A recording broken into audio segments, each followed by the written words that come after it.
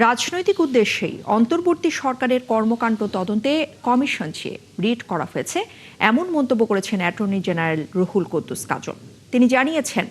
এই তদন্ত কমিশন গঠন এবং অনুসন্ধানের সিদ্ধান্তের এখতিয়ার কেবল সরকারের, আর আদালতকে রাষ্ট্রের মুখোমুখি দাঁড় করাতেই এমন রিট করা হয়েছে বলে মনে করছেন তিনি। সরকার আসছে এবং পার্লামেন্ট অত্যন্ত ফাংশনাল এবং ভাইব্রেন্ট, যে সংসদ অত্যন্ত কার্যকর রয়েছে এবং সেখানে যে কোনো বিষয়ে আলোচনা হতে পারে, বিতর্ক হতে পারে এবং সেখান থেকে এইগুলো